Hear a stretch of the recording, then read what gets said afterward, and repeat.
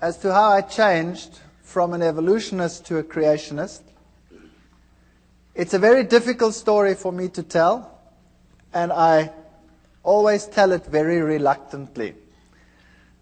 So if I stammer here in the beginning a little bit, you must excuse me as I get over it. I don't like digging it all up again.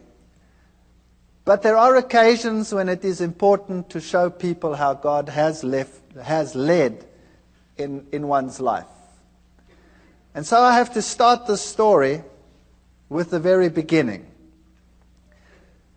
And maybe then from the background we can see why things happened as they happened. It is a strange story. Some of you might think that parts of it are incomprehensible or may even seem too strange to be true. But it did happen, and it is a fact that it happened like that, and I cannot take it away, so I will tell it as it happened, at least what I remember of it. I was born in a family where my mother was a very staunch, solid Lutheran. She was very faithful in her religion. And my father was a Roman Catholic, and he was very faithful in his religion as well. In those days, it was before the days of Vatican II, and Protestants that were not Catholics were considered to be lost according to Roman Catholic doctrine. But in marriages between Protestants and Catholics, it was essential that the Catholic counterpart in that marriage was to promise that the children would be raised Catholic. And my mother accepted that, and she knew that I would be raised Catholic, and I was raised Catholic. And there was never any argument about religion in our house. My father and my mother respected each other. My father had a couple of problems with the church at one stage because of this marriage, but they overcame them, and then no problem concerning religion ever cropped up in our house. And when I was still quite young, I was about 8 or 7 years old, my mother became ill, and she was diagnosed as having cancer. And they actually gave her a relatively short time to live. They said she would have about 3 to 4 months to live. But she was a very tough lady, and she managed to stretch that to about 4 years. She died when I was 12 years old. But those 4 years were very, very miserable years. She really suffered more than anybody else that I have personally been in contact with. She lost one part of her body after the other. They had to do mastectomies, and then they took out part of her intestines, and she had to have colostomies. And eventually she just lost more and more and more, and she had one operation after the other. In those days, they weren't as sophisticated as they are today. They burnt her under the radium treatment. They forgot her there. They had to peel off black pieces. So she really suffered tremendously. And through all this, she never, ever, ever gave up her faith. And I was very attached to my mother. But because of all the problems in the house, and a mother that was on the verge of death for a long time, over a 4-year period, there was also quite a bit of tension in the house. Now, while at school, I received religious instruction, of course. I was in a Protestant, largely Protestant school. It was the German school. And I received religious instruction separately. The Catholics went to the nun, and she gave religious instructions. Now, I've met some very nice nuns in my life. And I've met nuns that are really gentle and soft people and are very nice to everyone around them. But this particular one, where I received religious instruction, was a very hard person, according to my youthful experience that I had at that time. And she would constantly tell me that it was such a sad thing that my mother, who being Protestant, would not see the kingdom of heaven, but that she would roast in hell forever and ever. And I resented this very much because I was very fond of my mother, particularly since she had such suffering in her life. And this carried on for about 3 years, 4 years, while my mother was sick. And the more it carried on, the more rebellious I became about the teachings that I was confronted with. I used to attend church very regularly. I had to go to church every Sunday with my father. I went through all the things like communion and all the things that Catholics do. And I became so resentful in the end that I used to be incredibly cheeky in the religious instruction class. And I was then thrown out of the class and told that I was to sit outside in the courtyard. And then for a few years I had living hell in that school because the headmaster was somehow in cahoots with all of this. And whenever he spotted me, he used to thrash me. And I used to take this quite well. I can be quite arrogant, or I used to be very arrogant. Maybe not quite so much anymore, but if you bonks me on the bean, maybe the old man will surface. I don't know. I fight against him all the time. And he used to thrash me, and I remember distinctly I used to bend down, and he used to hit me once, 2, 3 times, and I used to ask him, "Are you finished yet, or is your arm lame? What's the matter with you?" And he used to get so angry that he used to really whack me, and when he got to 6, then I'd say, "1 more please, because then I can take you to court. You're only allowed to hit me 6 times. That's the law." So I wasn't very popular.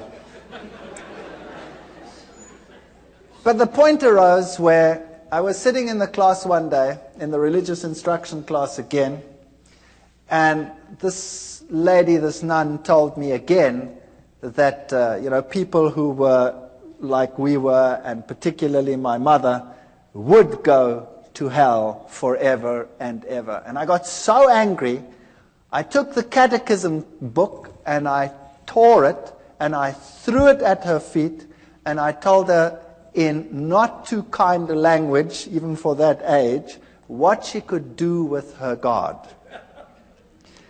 And I was thrown out from that day on a permanent basis, and I had to sit outside in the courtyard, whether it rained or whether the sun shone.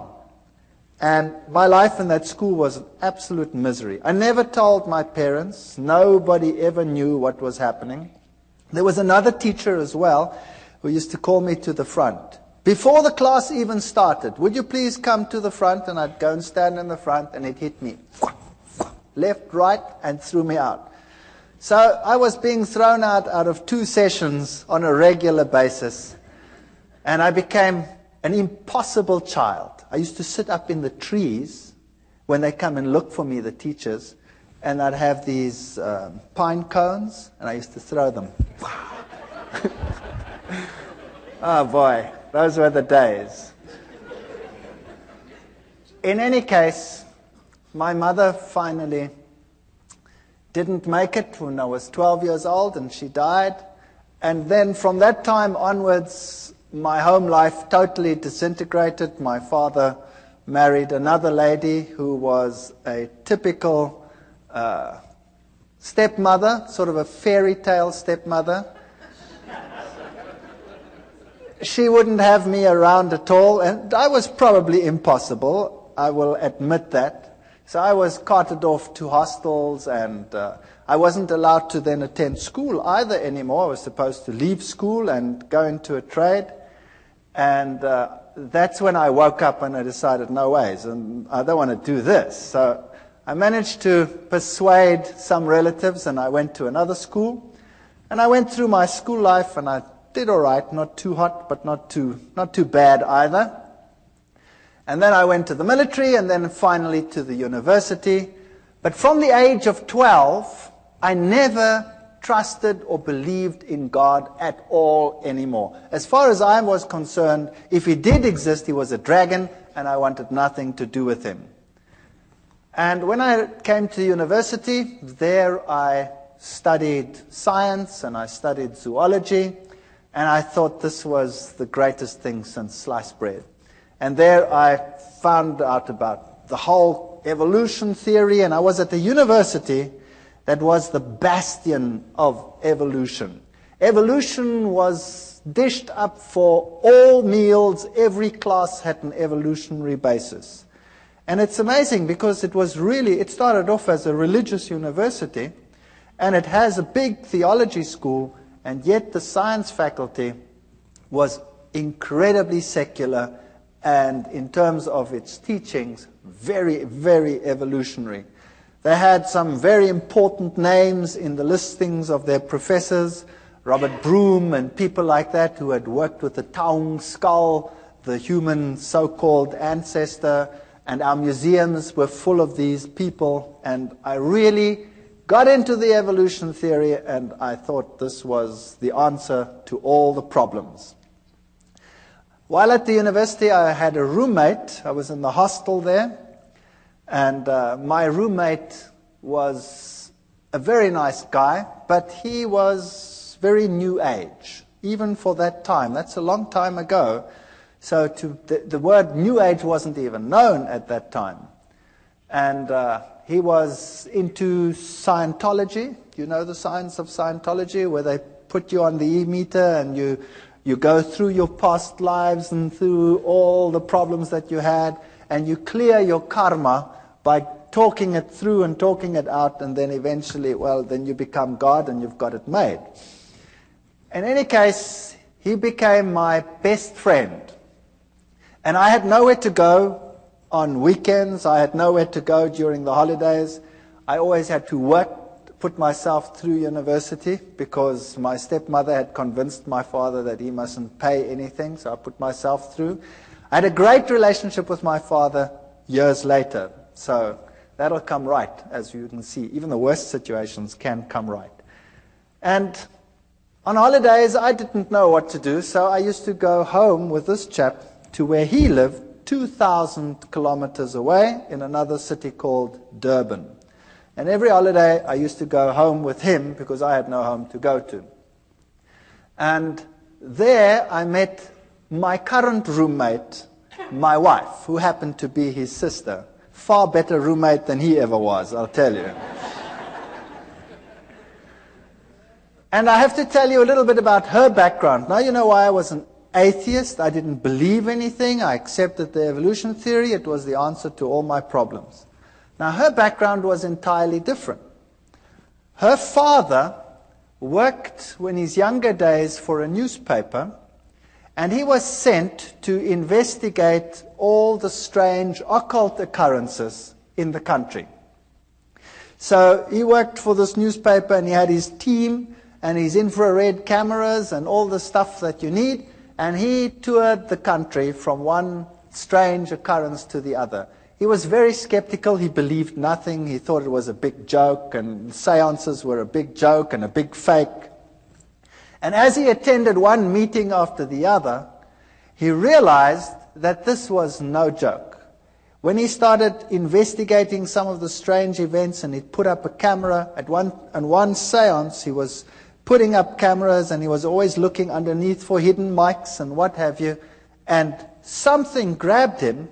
There was nobody that grabbed him, but something grabbed him and beat him up to such an extent that he had an egg-sized boil on the top of his head and was lucky to get away with it with his life. Now, when that happens to you, you start thinking, well, that was some hidden microphone that did that. And he came into situations which were so strange that he became involved in them later. Situations like a house where, when the little child had been sent to bed, the shoes would come walking through the room. And another situation where a newborn baby used to scream hysterically, and when the parents came in, they'd always used to find the baby on top of the cupboard, newborn baby, out of the cot, on top of a cupboard, and they'd walk up and just manage to save the child as it fell down. Now, he went to that house and he sealed every single window, and he had his guards outside because he thought, somebody was playing the fool. And he kept the lock and he waited there, and sure enough the child screamed and he went in, and there the child was on top of the cupboard and he just caught it as it fell down. There was other occasions when in a certain house human excrement was flying around. And he sat in this house and it started howling and the human excrement started flying against all the walls. Strange, strange occurrences. Witchcraft of the worst kind. There was one house that was plagued by a baboon that used to come in and tear everything apart. That's a big ape. And it tore everything apart and it terrorized this family and they could never catch it. And then one day they shot this baboon as it came in, and it ran out and the blood trail ended up on the veranda outside. And as they came out, the blood trail ended and there lay one of the workers dead. So this was typical African witchcraft as you find it in Africa, in some places even today still. And this convinced him that there definitely was something going on, and he got into seances more deeply, and then he started learning that, there were higher mediums and lower mediums, the riff-raff mediums for the lower people, the higher mediums who communicated with the better spirits. And this is how he became involved in this type of thing, and then eventually he moved into the New Age sort of movement and became very high up in this sort of agenda. He wrote books on it, and he was very well received in those circles. Later in life, my wife's parents got divorced, and he married a person, a lady, who was also very, very high up in the New Age movement. In fact, she is one of the instructors in the Course of Miracles. She teaches people how to become Christs and to perform miracles.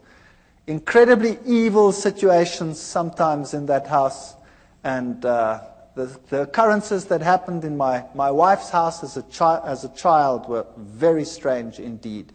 They would have one chair where there was always someone sitting breathing heavily. And they had a cane that used to go walking and a rattling and sort of things like that. She grew up with this situation. To her it was nothing. She was used to it. Now to me it was very strange, and I was an atheist. I didn't believe anything. I tried to rationalize it in a scientific sense.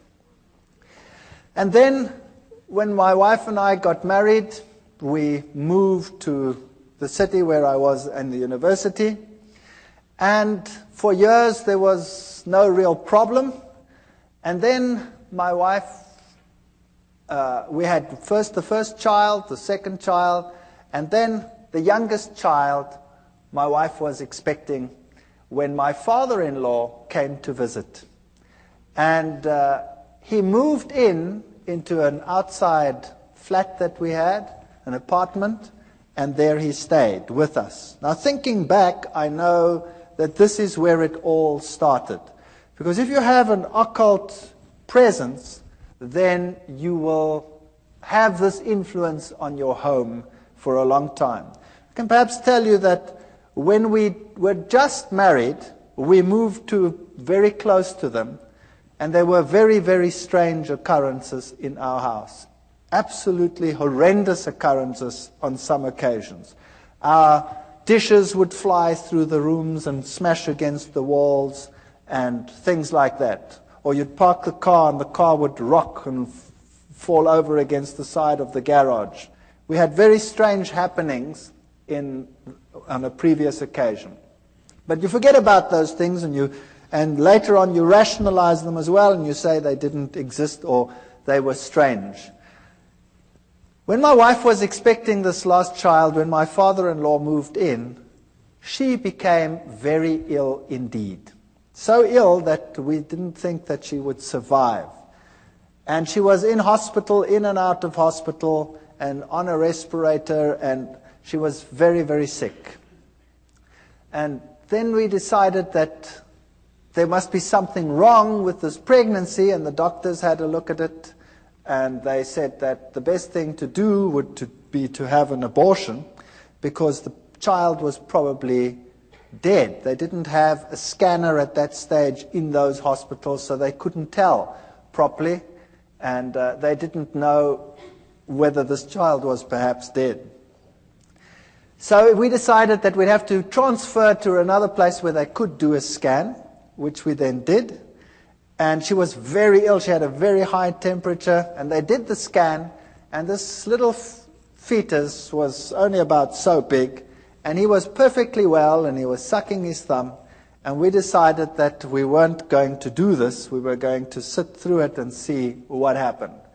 And eventually, through 9 months of hell, and of sickness and coughing, and more in hospital than out of hospital, my wife was discharged, the child was born, and this child was the most miserable child that you can imagine. He was impossible. He used to scream from morning till night.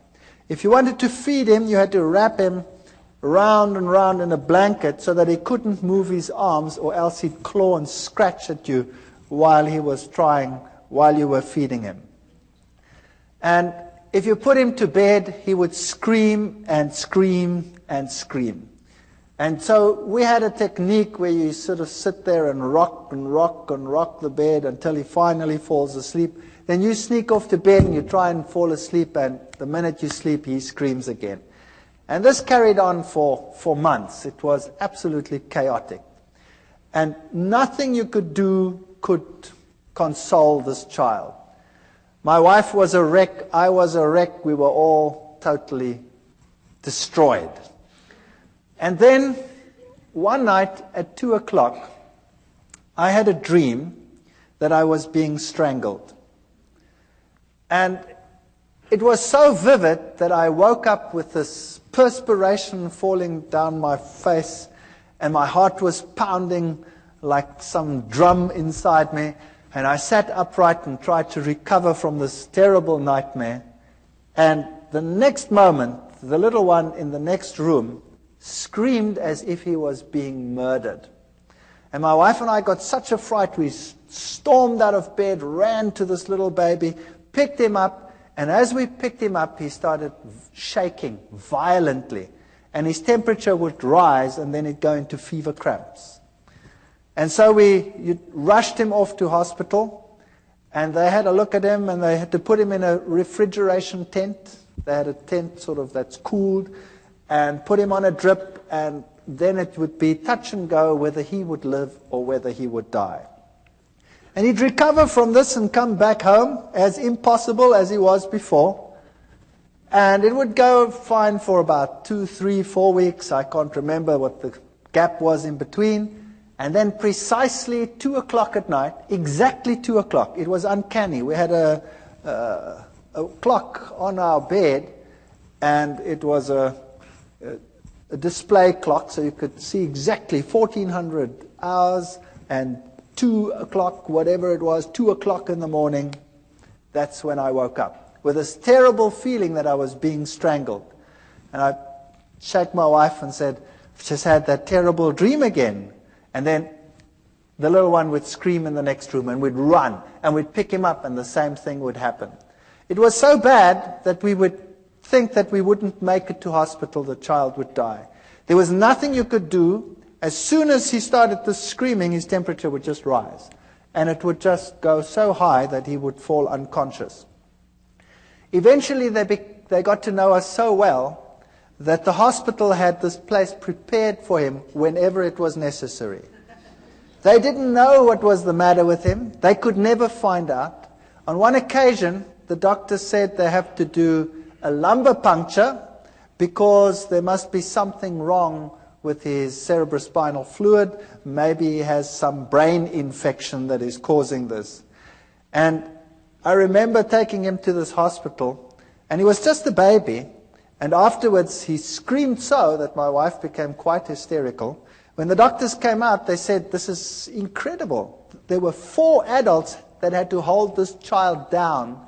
He was less than a year old, and the 4 adults had to hold him down because he was plucking them around. So this little chap was, if anything, definitely very much possessed. And you can rationalize it if it happens once, and you can rationalize it if it happens twice.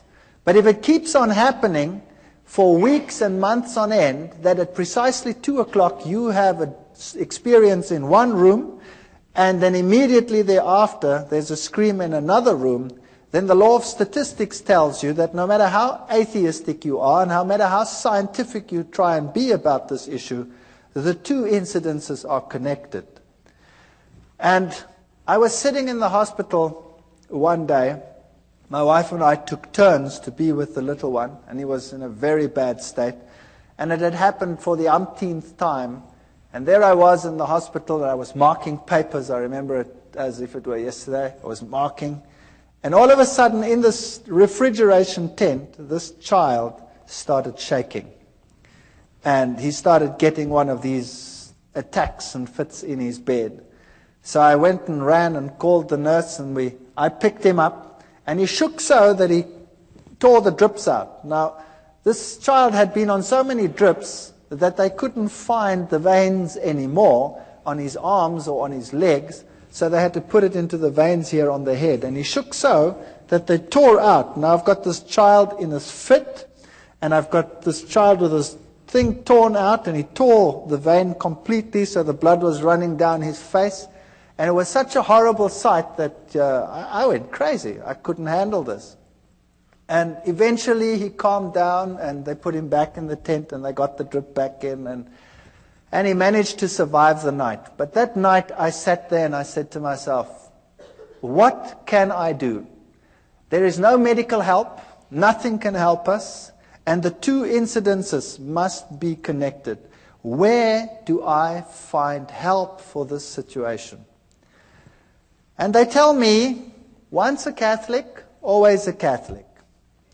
And as I was sitting there that night in that hospital, mulling over these things, you know, the images of the Catholic Church and its power over demons, and the film The Exorcist was just in circuit.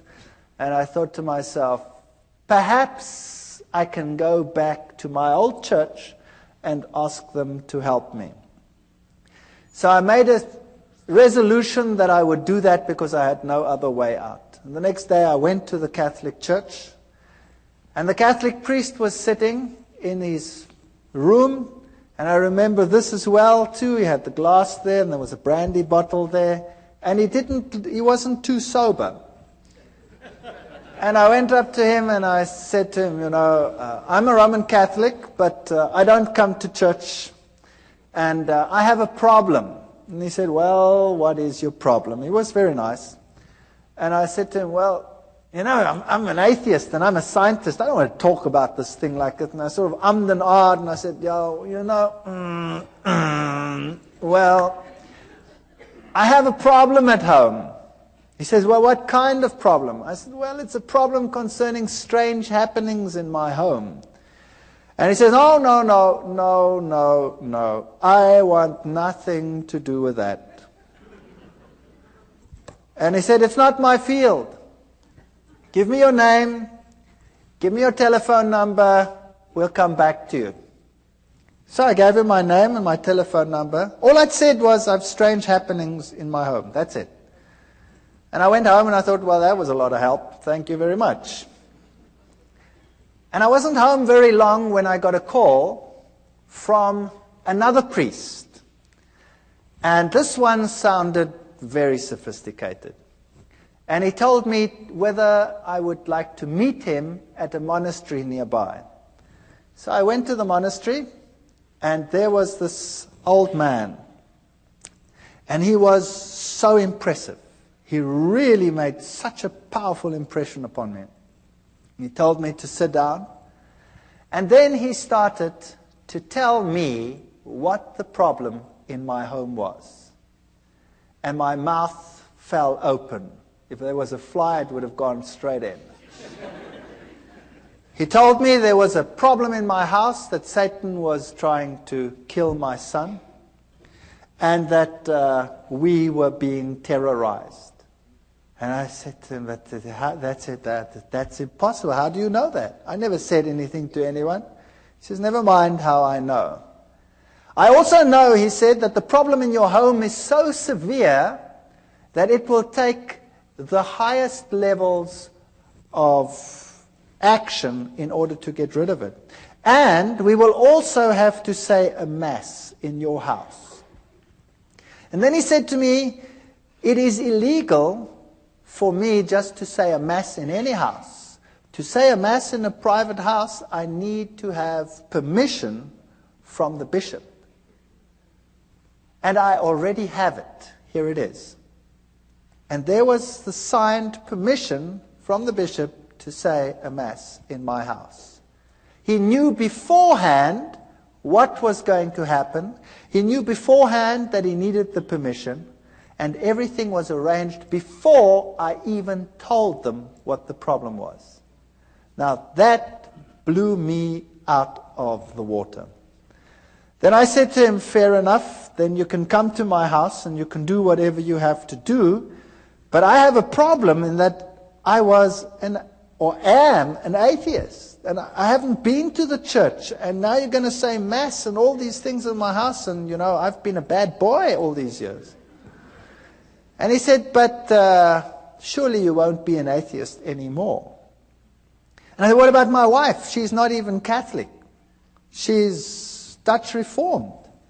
He says, no problem. So he came and he spoke to my wife, and my wife was as impressed as I was, very impressed. And he said, take me through the house. And we went through the house, and when we got into the little one's room, all of a sudden, he started falling around. And he couldn't stand anymore, this old man. And I stood there behind him, and I was sort of doing this behind him, like they do on the stage in some of these ministries where the guys fall out and they don't know which way they're going to fall. Well, it happened there as well. And here he was, shaking and perspiring and really being battered. And eventually it calmed down, and we went to the other rooms, and then we came into our bedroom, and he was thrown around again, but not as bad as in the little one's room. And then he said to me, the little one's room is the worst place in your house. Now we have to exorcise your entire house. Bring me some water. We brought him some water. And then he took out special salt, which he said was very special exorcism holy salt. And he made the sign of the cross with the salt in the water. And then he also told me that he had a special ring with him which had the relics of a particular saint that was potent in terms of exorcising. And this priest, had been an exorcist for the Roman Catholic Church in many countries. He was Irish. And then he took this bowl of holy water that he had made, and he went to every single window and door in the house. And he took it and he put a cross on the windows. And of course, as it evaporates, you have this faint cross of salt on your windows. And he went through the entire house with this holy water, and then he put the holy water down. And he said, now we tell the Mass here in this child's room. And he prepared everything. And as he was preparing, we had lots of pets in our house. We had a dog and 2 cats and you name it, all the good stuff that one has when one has kids in the house. And as he was preparing, all of a sudden, all the animals came running into this room. And there they sat. And I looked at this and I said, well, this is weird. What's going on here? And he did the Mass. And then before he left, he said, what you have to do now is above every child's bed, you have to put the following. And he took out of his pockets amulets from Lourdes, where Mary had appeared. And he gave an amulet from Lourdes. He said there were many fake ones. This was the real thing. And we had to put it above each child's bed. And then he did an amazing thing. He took his ordination cross off. And he gave it to me and he said, this one you put over the little one. I hate it when the devil destroys little children. And we hung it up over there. And my wife was giving pottery classes at the Technicon at that time, and she'd made a very beautiful pot. And so she decided to give it to him as a gift, because how do you pay for what he did? I mean, what do you do? So she gave this to him as a gift, and he said, this gift is so precious, I'm going to give it to the nuns that are in a certain monastery where they never ever come out and see civilization. And then he left. And that night, we're very expectant. We take this little child, and he's quite happy, really, not screaming as usual. And we take him and we tell him it's time for bed. Now, normally that was enough to have blue murder in the house. And he was quite happy. And we put him into this bed. Now, he was only just starting to toddle. And we put him into the bed.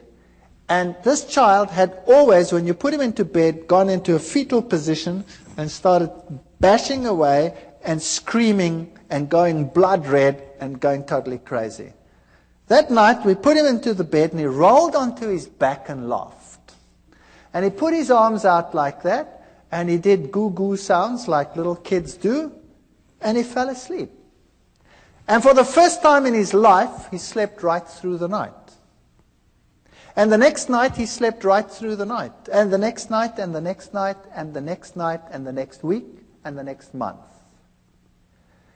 And here was I, the hard-nosed atheist scientist who knows it all, and here was peace and quiet in my house.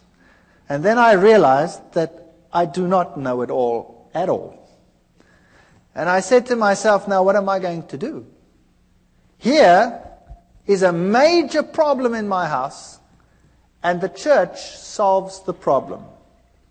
Now, am I going to ignore it?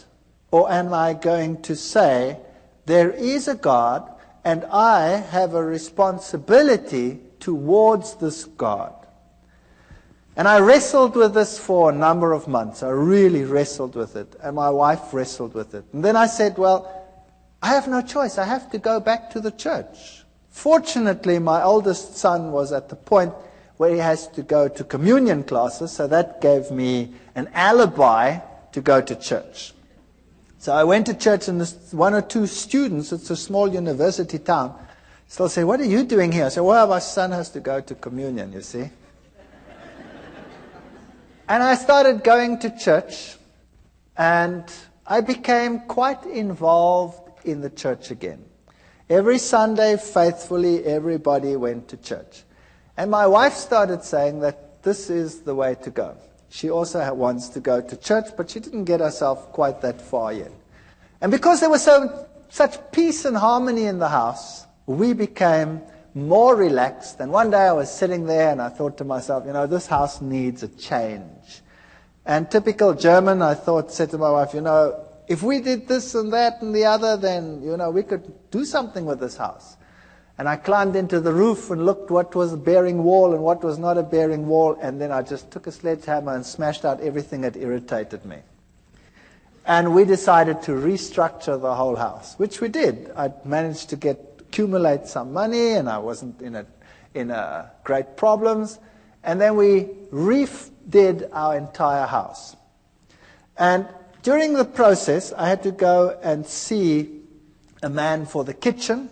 I wasn't really involved in the church yet. I'm sort of in the stage of, I don't really know, but. And the man who did the kitchen came and said to me, by the way, I walk with the Lord. And I still remember distinctly thinking, oh brother, another one who walks with the Lord. And I said to him, okay, that's fair enough. You walk with the Lord. I was very cheeky. You walk with the Lord, but I just want a kitchen. Is that okay? And he said, yeah, okay, that's okay. But can I give you this? And he gave me a pamphlet. And, well, he was a nice guy, and, I stood with the pamphlet, and I put it in a drawer. And I said, well, I'll read it later. And then he put the kitchen in, the house was finished, and when this was all done, I started going back to the church. And this carried on for a period of 1 year. And I faithfully went to church regularly. And I always sat there on a Sunday morning and I marveled at all the things that I knew were happening in the Catholic Church. I went through the catechism again as my son went through the catechism. And I wondered at the same ritual happening every time. You know, the host going up, the change from bread to divinity, the little box with the red light where God was. And I started puzzling as to why God wanted the same things over and over again. And why he was satisfied with the same ritual over and over again. But I was convinced this was the truth. I was convinced Catholicism was God's representative on this earth because it had solved the problem in my home. But I wanted to get to know this God. And I wanted to know what it's like to have a relationship with this God. And I looked at the charismatic movement where they had the slaying in the Spirit, and I thought to myself, isn't that perhaps the experience that one must have in order to know that this God really exists? Because I don't really feel him. I don't know where he is. But on the other hand, I'd always been so skeptical of this, and I'd always said to myself, these people with their religious crutch. And then one day, I was sitting in class, and I was giving a lecture to a first-year group of students. I'd spoken to the priest, by the way, about evolution, and the Catholic Church said to me, of course there's evolution, there's no problem with that. So I had no problems with that either. I could carry on with my evolution and now believe in God. It was quite a nice arrangement. And I was in a first-year class, and I was giving a lecture with a very heavy evolutionary base. And a young girl got up in a first-year class. Now that takes courage. 300 first-year students, and a young girl gets up in my class. And she says, excuse me. And I say, yes, what's your problem? And she says, what you are saying is against my beliefs. What you are saying is a lie. I believe that God created the heavens and the earth. He is the creator of the universe. Well, I nearly exploded. I destroyed her. I ridiculed her. I finished her off. She sat down and she cried in my class. And I thought, well, job well done. And then the class was over, and all the students were very impressed at all the eloquence I put onto the board and proved to them what a ridiculous idea this was that this young girl had postulated. And I went back and sat in my office, and then there was a question earlier about conscience. Do you remember it? Well, this little voice here wouldn't let me go and kept on telling me what a mean son of a gun I was. And how could I, in front of everyone, attack and humiliate this young girl to such an extent? And I felt really bad about myself. My conscience wouldn't let me go. And I didn't know how to handle this. So typical Catholic way, I thought, well, on the way home for lunch, I wouldn't stay far from the university, so I always went home for lunch. I'll go by the Catholic Church and sit there for a while, and hopefully the feeling will go away. So I drove past, and I went into the church, and I sat inside, and it was locked. The door was open. You could come to a few pews, but around the altar it was locked because thieves had been stealing. And I sat there and I spoke to God, and I looked at the little red light, which means that the host was present there, so God was present. And it struck me that he was locked up in that little box.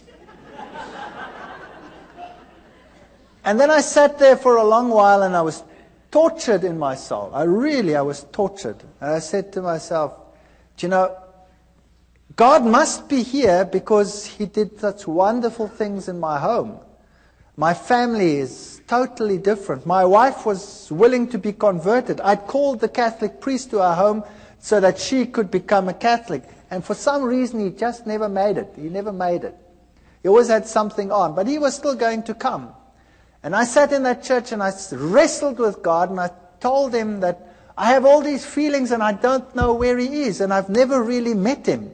And I know that in other churches all these exciting things happening, and here, you know, we have the same thing every Sunday, and where are you? And I sat there in the pew and I said, okay, God, if you really exist, then now you must show me, because I really cannot find you. And with that feeling, I went home, feeling a bit better. And typical me, I was home quickly, and then I started rummaging in the drawer. I was looking for something, and all of a sudden, as I rummaged in this drawer, I pick up this pamphlet. This is now a year after this man who was walking with the Lord gave me this pamphlet. And I pick up this pamphlet and I start reading it. It was in German, and it had 3 columns. It had the law of God on the one column, and it had the law according to the Catholic Church, and it had this cabinet maker. And I said to him, remember me a year ago, you put a kitchen in for me? He says, you know what? I've been trying to phone you all day. I had this feeling I must phone you, but I don't know why. What's the matter? I said, will you please come round? You left me a pamphlet that I want to talk to you about it after 1 year. And he came round, and he was a nice guy. And we started talking. And then we started talking about the scriptures and about the Bible. And we started talking about the book of Daniel and the prophecies pertaining to Daniel chapter 7. And I went through it with him, and we wrote, and we worked till about 3 o'clock in the morning.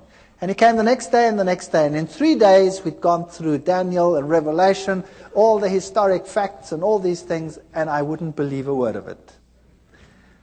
And then I decided that the only way we're going to resolve this is if I check whether every one of those facts is really so. Whether those kingdoms and those kings and all these things are really so. So I went back to the university, to the history department, the theology department. I got everything that I could lay my hands on, and I checked and verified, and it was really so.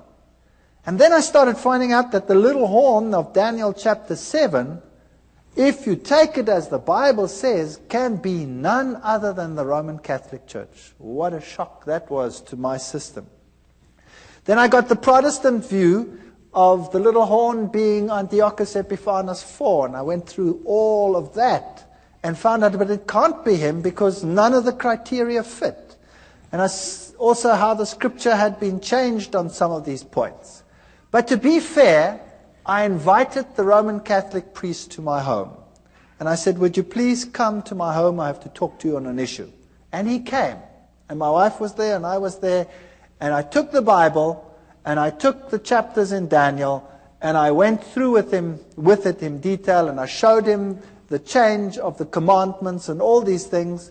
And then he said to me, I can't talk to you on this issue because I'm not into scripture at all. And I was stunned. Here was a priest, and he was not into scripture. He says, we have some specialists who are into scripture. But it doesn't make any sense to me, he says. And then he left. And then I had the ministers of other churches, and we argued right sometimes till the late hours of the night as to what the little horn was. And every time they come back to Antiochus Epiphanes, I'd show them, but it can't be because he comes after Rome, etc. It can't be in Greek times. And eventually they would all leave as well and say it can't be any other way. So I was confronted with this tremendous dilemma. And then the worst thing of all was, we started talking about the Sabbath, this other man and I. And we went through the whole Sabbath thing, and then I said to him, but this is ridiculous. How can you keep a commandment which you keep because the Lord created in 6 days the heavens, the earth, the sea, and all that in them is? That's ludicrous. Everything came into existence through evolution. And he said, no. It came into existence through creation. God created it. You know, and the little girl pops up into my mind. And I said to him, but that's rubbish. He says, I'll prove it to you. I said, you try. And he tried. The next day he was at my house with a pile of books like this. All on creationism. And he gave them to me. And I remember going through those books. I was sitting in my office. I used to give my class and run back. And I went through those books very quickly. And I gave them back to him in a very short time period and said, there are your books. And he says, what do you think? I said, I've never read so much garbage in all my life. So I said, don't worry. And he brought me another pile like that. And I went through that lot, and it was so confusing and so full of garbage. So I gave it back to him. And I said, it's so unscientific. I cannot accept this. So we argued about God being a creator or not a creator, and I would kill him with science. I had all the terminology. I was a lecturer. I was an evolutionist. I knew what to tell these people. I've been trained to wipe out people who oppose, the scientist on any of these fields. And he got so frustrated with me. And then one day he was so frustrated, he said, you know what? I said, what? He says, I haven't got a problem with evolution creation. You have a problem. You solve it.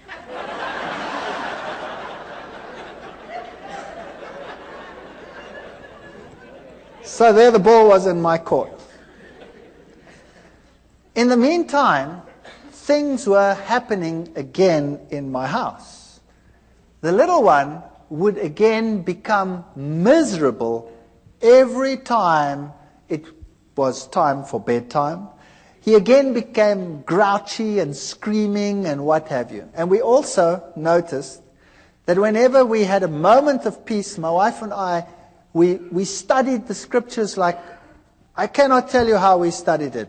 I finished a Bible. In 2 months I had to throw it away. It was finished. It fell apart. And my wife was studying. And she had tremendous problems with the Sabbath idea. It made no sense. It was so stupid. And nobody at work knew what was happening with me. And one day I came to work, and the secretary in the department came up to me and said, I've got something for you to read. And she handed me a pile about so thick of documents. And when I looked at them in a spare moment, I saw that it was a long piece of writing against the Sabbath. And it was written against Seventh-day Adventists. And this stunned me because nobody at work knew what was happening with me. I mean, a scientist would never admit, that he's now talking about and thinking about religion. That was ridiculous. My colleagues were all atheists. And I took this and I thought to myself, now what am I going to do with this? I haven't got time with this. I'm wrestling with evolution. So I gave it to my wife. And I said, here's fodder. You go through this. Maybe there's a way out of all this. And she meticulously went through every statement. It was really a thick, thick thing written against it. And while I was wrestling with evolution, she was wrestling with that. And then one day she said to me, I've been through every single statement they have. And every single one, I've put it next to the Bible. And every time, this is the word of man and the Bible has something else to say. So this document here has now convinced me that the Sabbath must be right. That was something. So a document written against the Sabbath proved to her that the Sabbath was actually very important and right. But I still had a problem. A major problem. I couldn't accept it because I'm not going to keep a day for creation that took 6 billion years, let alone 6 days. And the ball was in my court. And at that stage, everything started going wrong again in my house. And when we picked up the Bible, the little one would go hysterical. Whenever we had a spare moment, he would go hysterical. And eventually, he took a bottle of wine, we'd been drinking wine, and he smashed it. I wasn't in the room at the time, but I just heard the glass breaking. And then we came out, and he was walking all over the glass. And his feet were cut to shreds. His big toe was almost severed. So back to hospital, they sewed the toe back on, and it was a nightmare from then onwards in our house. And I was wrestling with the Sabbath issue. And I stood in the library one day. We had the biggest evolution-based library in the Southern Hemisphere at that university. And I said to myself, there must be a solution. And I said in my mind, God, if there is something wrong with this theory of evolution, then I haven't found it yet, and you must show me. Because nobody else can show me. And I went into this library, took out a book. And as I walked out the door, a colleague stopped me and he said, hold it. There's another book you must take, which is the same book as that one, but the new edition, it's on the back shelf. Very strange. So I went to the back and I took that edition as well. I took them both and I went to my office. And then I started reading. But I started reading them both at the same time. And then as I looked at the one, the old edition would say that there is a major problem with the cetaceans, with the whales, because they appear suddenly in the fossil record fully formed. And there is no evidence that the one gave rise to the other. The new edition would couch it all in scientific terminology, would say cetaceans have an ancient origin and evolved from such and such to such and such and such and such and such and such. And I went through them, one model after the other, and the old one would admit to the problem, the new one would never admit to the problem. And that's when I started thinking, wait, there's something wrong here. There's something fishy here. And whenever I went into the library, it was if some miracle would happen. I would take out something, and the very next thing I would take would be exactly the opposite on the same issue. And very quickly I had a big pile. And then I was giving classes at that time in genetics, and I started thinking about this. And then I started working out this genetic thing, and much as like we did over here. And I started thinking about what are the problems. Let me now objectively, just for once, sit down and think, what are the problems? And I came up with such a pile of problems that it stunned me. And something must have been helping me, because the problem list was so enormous, it was unbelievable. And then one night I was sitting at home, and child was impossible. He went to bed, and we went to bed. 2 o'clock at night, I had a dream. I was being strangled. And the little one screamed in the next room, and we ran, and the same thing happened. But he didn't get so sick that he had to go to hospital. He just got a very high fever, and we could handle it somehow at home. And then I contacted this other person, and I said to him, you know, there's something very strange here. I know that from the scriptures, the system, the Roman Catholic system, cannot be God's system. And yet, we had this problem, and I didn't want to tell him about it. And then in the end, I half told him about it, but not completely. And he said, don't worry, we'll pray. And it stopped.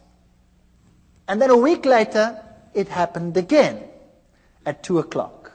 And what had happened, unbeknown to me, he had gotten a number of people together and told them to pray at 2 o'clock every night. Get up. And they set their alarms judiciously and got up at 2 o'clock and prayed for a family they didn't even know. And there was total quiet in which we could really study our Bibles in peace and quiet. And then one night, one of the ladies had decided that, it was quiet. Why must she get up? And she didn't get up. And it happened. Now, thinking back on it, God doesn't need the prayer of that one little individual. But there were lessons in it that would later be important to me. That God wants unity amongst His people, and everybody must stand together on an issue. So it was a lesson for them as well as a lesson for us. And then it came to the point where I knew that I cannot sit on the fence forever. Either this is the truth, and I'd studied it and I'd verified it. I'd had lecturers talk with me on the Greek meaning of this and the Hebrew meaning of that. I verified the historic facts. I'd looked at the prophecies. There was no other way in which it made any logical sense whatsoever. I'd studied what the other churches had said. It didn't make sense. And I knew a decision would have to be made. There was no way out. And I decided I was going to do it. I was going to make the decision. No matter how ostracized and how weird this church was to me. The first time my wife saw Adventists, she burst into tears. They ate so strange. They were so different to what we were like. I remember the man said to me, don't you want to come to one of our services? And I said, that's Sunday. That's my day off. I walk around in jeans and a T-shirt and slops. And I'm not going to any church whatsoever if I can't go exactly like I am. Because if I went to the Catholic church, I went in jeans and T-shirt and slops. He said, that's fine. Come. So I went to the Catholic church, to the Adventist church, and I sat there in the back. And I looked at all these people with their suits and their ties, and I thought, yuck. And they all looked at me, but they were all pleasant about it. And strange things like that. And I didn't like the setup. I didn't like what they looked like. They looked so different to everyone else, you know. My friends were rough, and they would make coarse jokes and all kinds of things, and these were so different. My wife burst into tears when she saw this. She said, I don't want that lifestyle. I want my old lifestyle. We used to sit around the swimming pool and drink beer and have friends over and, you know, have parties and stuff like that. And they were so different. It's so night and day difference that you think you could never be happy over there. She cried and cried and cried, but knew somehow she'd have to go back in any case. And then one day I decided that I couldn't take it anymore at work with all this evolution teaching. And another strange thing happened. I was asked by the then head of the department to lead an evolution discussion group with the postgraduate students about 2 weeks later. Everybody gets a turn, but mine wasn't for months. Something happened and mine was moved forward. Now I sat with a major problem. Do I go into that with my mouth full of teeth, pretending to be what I am not? Or do I stand up and for what I now believed? And I was really so chicken, it's unbelievable. I was so scared of this event. To lose face amongst your colleagues when you've been such a bee's knees all these years is really a painful experience. And I decided after much wrestling and soul searching that I would do it. My new friends, who had become less weird in my eyes over time, would pray for me while I did this. And I went into that lecture hall, and the whole staff was sitting there. This was a postgrad affair, so the whole staff was there and all the postgraduate students. And I start the ball rolling with the lecture normally, and then you start this evolutionary discussion group. And I started the lecture, and then I switched to the genes, and I highlighted every single problem. And I went through the whole gene system as far as I'd sorted it out at that stage. And I said at the end, therefore, evolution is not possible. Well, first you could hear a pin drop, and then all hell broke loose. One of my colleagues went blood red and started screaming at me like you cannot believe. And the foam literally started coming out of his mouth with rage. It was just unbelievable. And then one of the students, a girl, it's interesting how these things happen, a young student, a girl, an honors student, she got up and she said, I want to say something. And she looked at all the lecturers and she said, when I came to this university, I believed in God. I had a good life, I had a good relationship with God, and now I believe nothing anymore. I've lost my faith, my life is falling apart, and you have robbed me of my faith.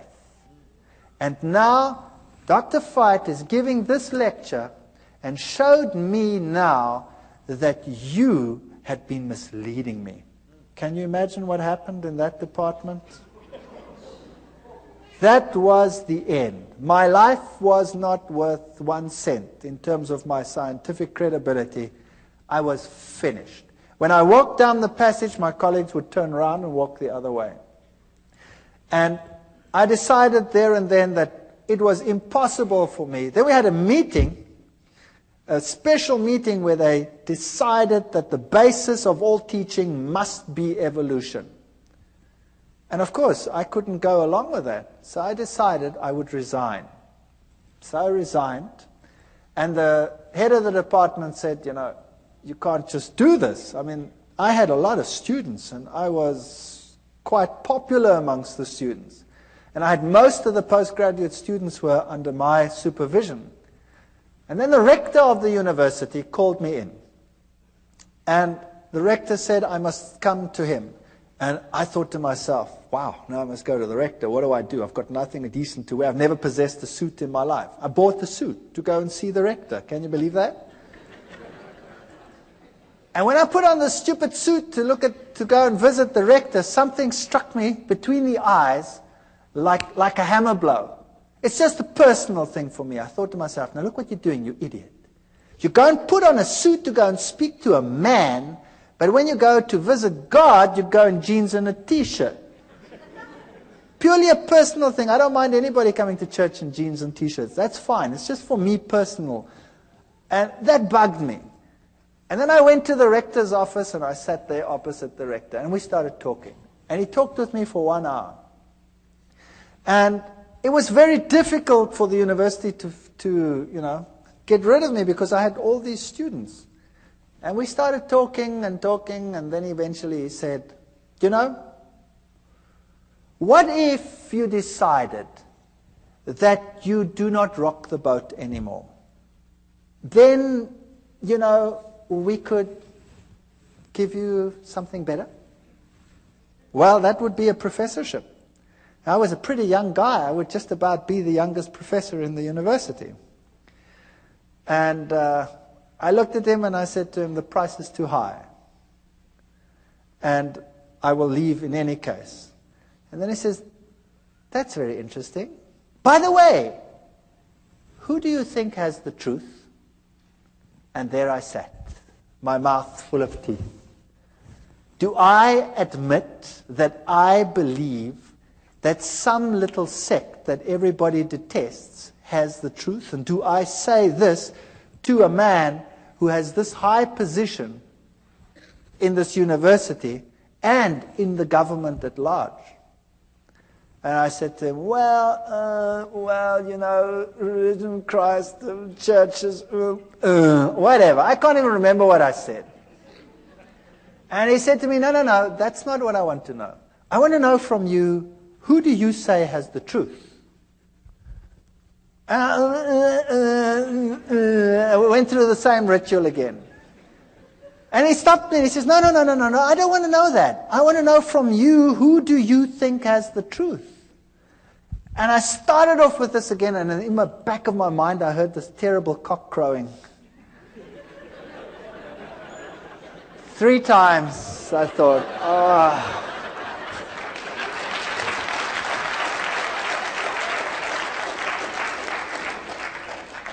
And I said to him, well, I think it's the Seventh-day Adventist Church that is preaching the truth. And I thought, no, that's it, I'm a dead man. And he said nothing, not a word. He just said, oh, well, thank you very much. Congratulations on your choice, and I hope things go well with you. And that's it. And I've resigned from the university. And I put my house on the market, and the very first guy that walked into my house said, wow, what a house, and he bought it. The very first guy. And there I had this money, and I knew now my scientific credibility in the world was over. University was a career that I'd given up for my faith, and God would take care of me from now on, and things are going to be just honky-dory. I'm going to now take this money, and we're going to do something great with it. We're going to start a little farm somewhere, and we're going to get people to come, and we're going to witness, and we're going to do great things with all this money. And I got some guys together, and we started this thing. And then we planted wheat, and the wheat grew like crazy. And it stood so high that the farmers in the entire district came and said, you guys, you were at university, you know something special. And I said, well, we're doing exactly the same thing you're doing, but I think to myself, it's because we're walking with God now. That's why our grain is so much higher than yours. If you would do the same thing, then your grain would also be better. You see, once a Christian boy, everything will go just great. And I was quite happy to be out of the university, and we moved out to this place, and we started this whole thing going. And then our money was all invested in the land, and we had invested lots more money on loans and things for whatever is necessary to put in the wheat crops and all this sort of thing. And then a flock of birds arrived, such as you have never seen in your entire life. And they ignored all the farms with the little wheats on them, but they sat on mine and made it home. And they were just stubbles. And then, you name it, it went wrong. Sanctions came in against South Africa at that time. The economy was totally destroyed. Interest rates that had been at 3 and 4% shot up to 28, 30, 36% in some cases. And loans that were nothing to repay became a total nightmare. And the only means of making money was taken away, and we were totally destroyed. Everything I ever possessed was gone with the wave of a wand. It just ran through my fingers. And all the crutches that I'd been leaning on were gone. And the birds ate my fields. And I said to God, how can you do this to me? How can you destroy me? How can you allow this to happen? And I have no means of supporting myself. I have nothing. My scientific credibility is zero. I can never go back to my previous job. I'm finished. And it got worse. And it got worse. And eventually we had nothing left. No food, no nothing. And my wife and I and the children, we sat down and we talked about it, and we decided, if this was the truth, and I don't believe that all the things that had happened were from the other side. You see, when I made my decision, that child of mine had changed. He became a totally different child. Whereas before, he wasn't sick, but he had a dark, somber look in his face. He changed to such an extent that he became the sweetest, nicest child in our entire home. He became a pleasure to live with. And I knew that what had happened before was a ruse. I know the Bible says Beelzebub wouldn't drive out Beelzebub. But what had happened in my house is that he wasn't driven out by Beelzebub. When the Catholic Church had come and done its thing, Satan had told his demons, stand back. And when you stand back and allow the child to lie back and relax, they will be ensnared twice as much as they were before. And it happened. But after we made our decision, this child was completely cured. He is the most spiritual of all my children. And he is so different that I knew that had to be from God. It was a totally different ballgame. The other interesting thing that happened was that same Catholic priest, after all this time, more than a year, out of the blue, while I was wrestling with this decision, phoned me. And I picked up the phone and I said, hi. And he says, I'm Father so-and-so. And I said, yes, that's strange. Why are you calling me? And he said to me, you know your father who's dead? Your father is having terrific problems out there in purgatory. It's true. He said that. And I said to him, but how do you know? Having done the study on the state of the dead and all these things and knowing what happened, I said to him, how do you know? He says, the nuns that never see the world, they have been told by the other side that your father is in trouble and he is in trouble because of you. And you had better get back to the church quickly. And you had better start praying and having masses said so that this problem will go away. And I said, thank you very much for the information, and put the phone down and remember thinking, you're too late, devil. You are too late. That man was a nice man, and he is deceived, I know. And the Lord will hopefully lead him to a better life and a better understanding one day. But here I was on this farm with no money, no means, no nothing, destroyed career, no chance of getting back, ostracized, laughing stock of the academic world, and no money. And we knelt down and we claimed every promise in the Bible. and said, Lord, you have promised you will take care of all our needs. You have promised that the children of a righteous man will never be seen begging in the street. There is no way out of the dilemma that we have. There is no money, there's no food, there's nothing. But we believe your promises. And we wrote a letter, and we put it down in writing, all the promises, and said, you cannot lie.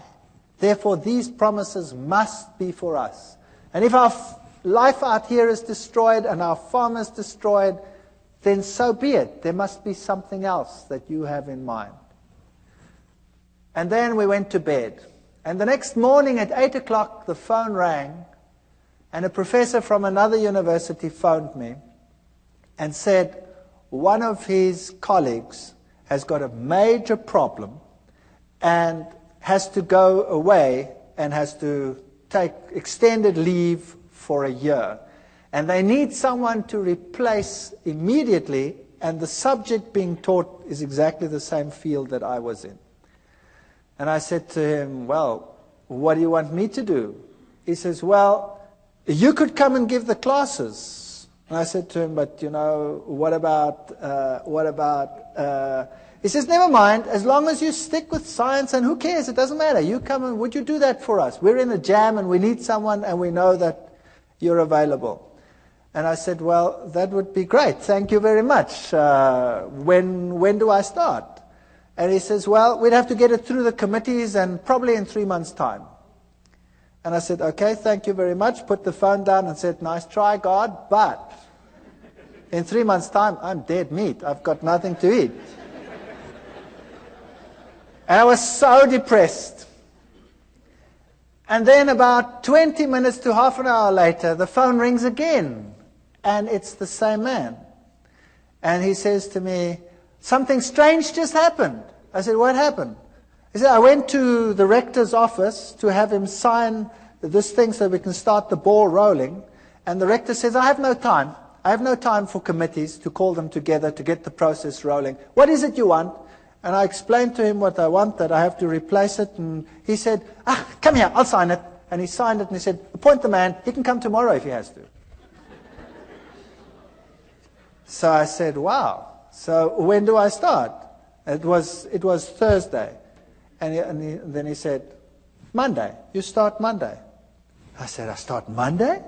And I was in another little town, and I had a farm, and there were cows. I was bankrupt, and who was going to take care of these stupid cows on the farm? And 10,000 problems to be solved in one weekend. Impossible.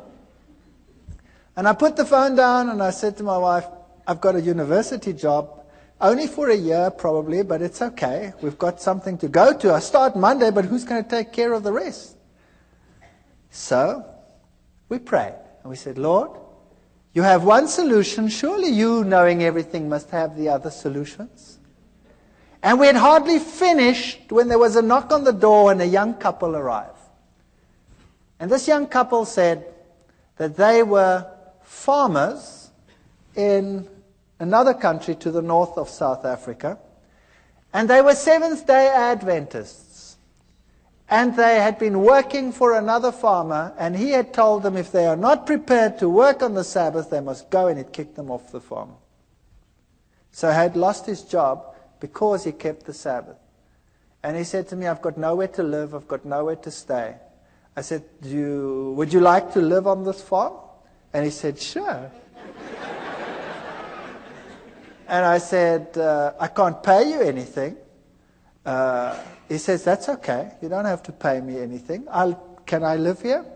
I said, sure, you can live here. And whatever you sell from the milk, you can keep that for yourself. And I thought I would pay the interest of all the loans that I have with my salary.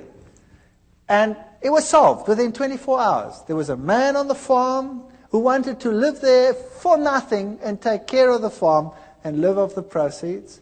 And I had a job at the university. And I went to this university and I started teaching. And for the first few weeks, of course, I had no salary, no money. Also another miracle, within that same period, I got a house in the middle of a month. And I didn't have to pay till the end of the month. My kids went to school and they got clothing, school clothes, they wear uniforms in my country, all the clothes, all the sizes, we'll put it on the bill at the end of the month. But I had not 1 cent to even buy a little bit of food to carry on. And then I got into the car, and I don't tell people that I'm in financial trouble. I got into the car and I was driving around, and we've been driving, the last bit of gas was just about going. And my daughter says, "What's this here?" And she picks up 150 rand. That then was the equivalent of about $150 in the back.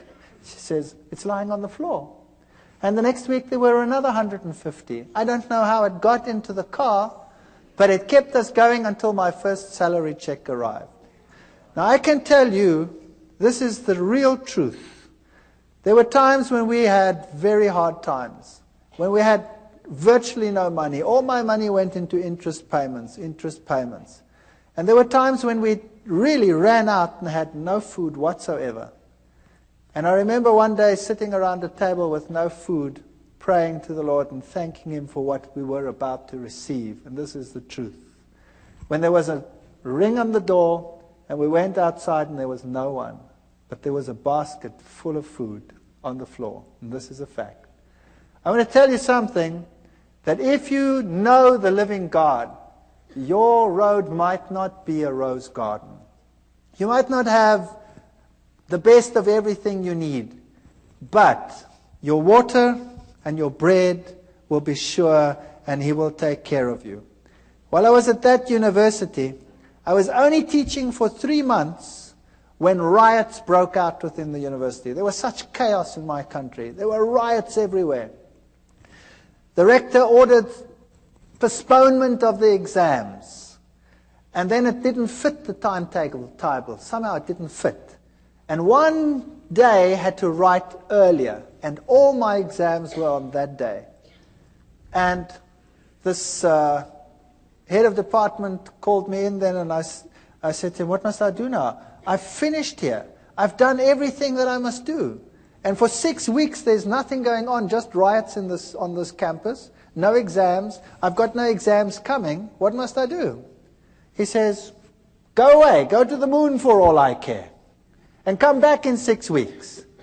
And in the meantime, somebody had arranged for me to go away for 6 weeks to the United States and to other places to look at all the petrified forests and things in the world. And I'd said to him, "Forget it, it's impossible. I've just started a job. I can't go and tell the man I want to go away for 6 weeks. And there were the 6 weeks. And I could go on this study tour. You saw many of the slides here. I could tell you one story after the other. I could keep you busy all night.